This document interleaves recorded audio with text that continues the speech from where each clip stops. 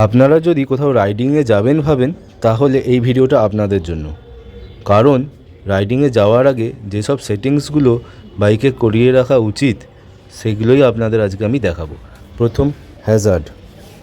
4টে Hazard যেন একসঙ্গে জ্বলে সেইটা আপনাদের খেয়ালে রাখতে হবে, বিশেষ করে রাত্রেবেলা বা শীতকালের ভোরবেলা যদি আপনারা বের হন তাহলে হ্যাজার্ড যেন অবশ্যই জ্বলে। ঠিক আছে। টায়ার যেন A1 কন্ডিশন থাকে, এটা সবসময় মনে রাখতে হবে। যখন মনে হবে যে চলে যাব, কিন্তু যখন ফাঁসবেন খুব জোর ফাঁসবেন, টায়ার যেন A1 কন্ডিশন থাকে। পেছনের টায়ারও যেন A1 কন্ডিশন থাকে। একটা চার্জিং সকেট আপনারা রাখবেন, নেভিগেশন দেখার সময় মোবাইল যেন চার্জ করে নেওয়া হয়। এখানে একটা মোবাইল হোল্ডার রাখবেন, যেটা আমার নেই, সেটা আমি লাগাবো। ঠিক আছে, মোবাইল হোল্ডার যেন আপনাদের থাকে, যাতে মোবাইলটা হোল্ড করে আপনি রাখতে পারেন ম্যাপ দেখা বা চার্জিং করার জন্য। ঠিক আছে। 3 নাম্বার, ফগ লাইট একটু ভালো কোয়ালিটির আপনারা লাগাবেন, যাতে আপনাদের রাইডিং করতে সুবিধা হয়। ফগ লাইট যেন অবশ্যই থাকে। ঠিক আছে। পেছনের টায়ার আপনারা একটু ভালো কোয়ালিটির ইউজ করবেন, সবসময় MRF বা মিজিলিন্স ইউজ করবেন, যাতে আপনাদের টায়ার খুব ভালো কোয়ালিটির হয়। কারণ টায়ার না ভালো কোয়ালিটির হলে লিক হওয়ার সম্ভাবনা খুব বেশি থাকে। ঠিক আছে। ইঞ্জিন যেন A1 কন্ডিশন থাকে, ইঞ্জিন থেকে কোনো রকম আওয়াজ না থাকে, সেটা সবসময় মনে রাখবেন। ইঞ্জিন থেকে আওয়াজ হলে আপনি জোরে যেতে পারবেন না, এতে ইঞ্জিন হিটিং ইস্যু প্রচুর পরিমাণে থাকবে। তাই ইঞ্জিনটা যেন খুব ভালো থাকে। মেন হচ্ছে ইঞ্জিন। সব কিছু খারাপ থাকলেও চলবে, কিন্তু ইঞ্জিন যদি খারাপ একবার হয় মাথা খারাপ হয়ে যাবে রাইডিংয়ের সময়। ঠিক আছে। 3 নাম্বার, একটা টপ কেরিয়ার। এইটা খুব দরকার ব্যাগপত্র রাখার জন্য, বিশেষ করে আপনার সঙ্গে যদি পিলিয়ন যায়। একটা করে কেরিয়ার আপনারা রাখবেন, যাতে আপনি মালপত্র রাখতে পারেন, ব্যাগ রাখতে পারেন, রেখে আপনি যেতে পারেন। আমি এই কেরিয়ারটা বানিয়েছি মাত্র 500-600 টাকার মধ্যে। ঠিক আছে। আপনারাও বানিয়ে নিতে পারেন, যে কোনো কমার্শিয়ালে গেলে আপনাকে এই কেরিয়ার বানিয়ে দেবে। ঠিক আছে। আপনারা এই কেরিয়ার বানিয়ে নিতে পারেন, এমন কিছু ব্যাপার নেই।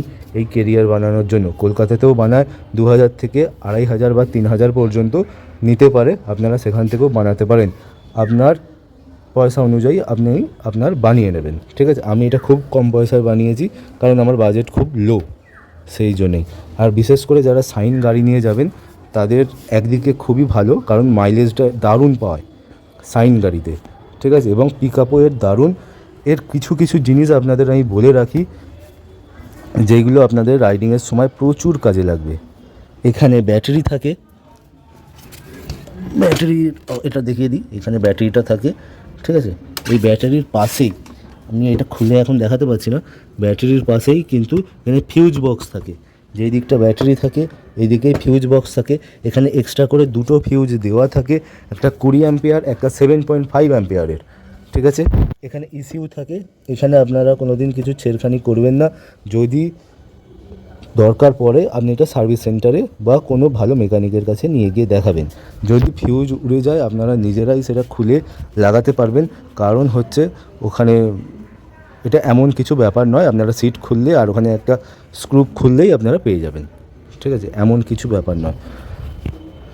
আর যখন আপনারা রাইডিং করবেন তখন আপনার হ্যান্ডেলটা নিজের মতো করে অ্যাডজাস্টমেন্ট করে নেবেন। এই 4টে স্ক্রু খুললেই, মানে একটু লুজ করবেন, হ্যান্ডেলটা এদিক ওদিক করানো যাবে। ঠিক আছে। আপনার সেটিংস মতো আপনারা হ্যান্ডেলটা পজিশানটা করে নেবেন। ঠিক আছে। যাদের ডিস্ক ব্রেক নেই তাদের কথা বলছি, যাদের ডিস্ক ব্রেক আছে তাদের জন্য নয় এটা। ডিস্ক ব্রেক যাদের নেই তারা সামনের ব্রেকের যে শুগুলো থাকে সেইগুলো ভালো করে চেক করে নেবেন, সামনের ব্রেকের শু কতটা আছে। যদি হাফ বা হাফের বেশি থাকে, ঠিক আছে, তাহলে আপনারা ওইটা নিয়ে আরামসে যেতে পারবেন। হাফে যাতে সামান্য একটু কম থাকলেও হবে, দেখছেন যে প্যাডটা খারাপ হয়ে এসেছে, সেই প্যাড নিয়ে আপনারা কখনোই যাবেন না। আর যাদের ডিস্ক ব্রেক আছে তারা দেখে নেবে এখানে অয়েল তার ঠিকমতো আছে কি না। ডিস্ক ব্রেকের অয়েল যদি কম থাকে সেটা রিফিলিং করে নেবেন, এখান থেকে চেক করা যায়, এইটা থেকে আপনারা চেক করে নিতে পারেন। ক্যামেরায় আসবে না, কিন্তু আপনি নিজে চেক করে নিতে পারবেন। অয়েলটা বিশেষ করে দেখে নেবেন। আর 2 নাম্বার, ব্রেক প্যাড, এখানে এটা ব্রেক প্যাডটা দেখে নেবেন যে কতটা আছে।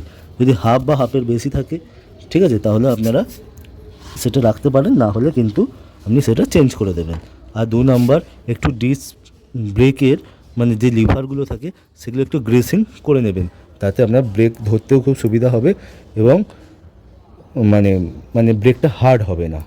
ঠিক আছে, এটা কিন্তু খেয়াল রাখবেন। আর যখন আপনারা ঘুরতে যাবেন একদিন আগে আপনারা সব সময় করে নেবেন, মানে মোবিলটাকে চেঞ্জ করে নেবেন, মোবিল ফিল্টার চেঞ্জ করবেন অবশ্যই। যাদের মোবিল ফিল্টার আছে তারা অবশ্যই মোবিল ফিল্টার চেঞ্জ করবেন এবং নতুন মোবিল ঢালবেন।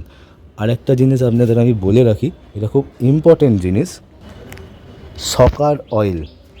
যখন কোথাও ঘুরতে যাবেন 10-15 হাজার কিলোমিটার বা 20,000 কিলোমিটার হয়ে গেছে, ঠিক আছে, তখন যদি আপনারা যান সকার অয়েলটা অবশ্যই চেঞ্জ করবেন এবং হিল এরিয়া গেলে অবশ্যই চেঞ্জ হবে এটা।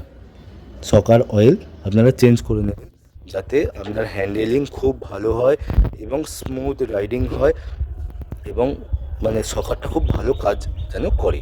ঠিক আছে, এই কটাই আমার বলার ছিল। আজকের মতো ভিডিওটা আমি এখানেই শেষ করলাম। যাদের একটু পুরনো গাড়ি তারা সাবধানে যাবেন এবং সমস্ত কিছু ঠিক করে নিয়ে তারপরে রাইডিং করবেন। Good bye.